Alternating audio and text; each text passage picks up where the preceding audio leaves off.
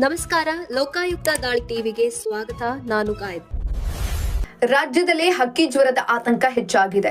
ಬೆಂಗಳೂರಿನ ಹೆಸರಘಟ್ಟದಲ್ಲಿರುವ ರಾಜ್ಯ ಸರ್ಕಾರದ ಅಧೀನದಲ್ಲಿರುವ ಪೌಲ್ಟ್ರಿ ಫಾರ್ಮ್ನಲ್ಲಿ H5N1 ವೈರಸ್ ಪತ್ತೆಯಾಗಿದೆ. ಕೇಂದ್ರ ಸರ್ಕಾರದ ಸೂಚನೆಯ ಮೇರೆಗೆ ನಡೆಸಿದ ತಪಾಸಣೆಯ ಸಂದರ್ಭದಲ್ಲಿ ಕೋಳಿಗಳಲ್ಲಿ ಈ ಸೋಂಕು ಇರುವುದನ್ನು ಅಧಿಕಾರಿಗಳು ದೃಢಪಡಿಸಿದ್ದಾರೆ. ತಕ್ಷಣವೇ ಫಾರ್ಮ್ ಅನ್ನ ಮುಚ್ಚಲಾಗಿದ್ದು, ಈ ಪ್ರದೇಶದಿಂದ ರಾಜ್ಯದ ವಿವಿಧ ಭಾಗಗಳಿಗೆ ಕೋಳಿ ಸರಬರಾಜು ಆಗ್ತಾ ಇದ್ದ ಹಿನ್ನೆಲೆ ಮುನ್ನೆಚ್ಚರಿಕೆ ಕ್ರಮಗಳನ್ನು ಕಠಿಣಗೊಳಿಸಲಾಗಿದೆ. ಏವಿಯನ್ ಇನ್ಫ್ಲೂಯೆನ್ಸ್ ಎಂದು ಕರೆಯಲ್ಪಡುವ ಬರ್ಡ್ ಫ್ಲೂ ವೈರಸ್ ಸೋಂಕು ಆಗಿದ್ದು, ಅದು ಪಕ್ಷಿಗಳಿಗೆ ಮಾತ್ರವಲ್ಲ, ಮನುಷ್ಯರು ಮತ್ತು ಇತರ ಪ್ರಾಣಿಗಳಲ್ಲಿಯೂ ಕೂಡ ಕಂಡುಬರುತ್ತದೆ.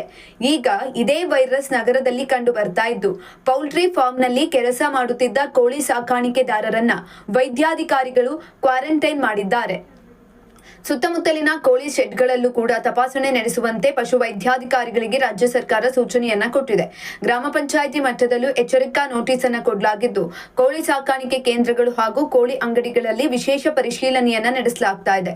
ಬಿಸಿಲಿನ ತಾಪಮಾನ ಹೆಚ್ಚಿರುವುದರಿಂದ ಈ ವೈರಸ್ ಹರಡುವ ಸಾಧ್ಯತೆ ಹೆಚ್ಚಿದೆ ಅಂತ ತಜ್ಞರು ತಿಳಿಸಿದ್ದಾರೆ.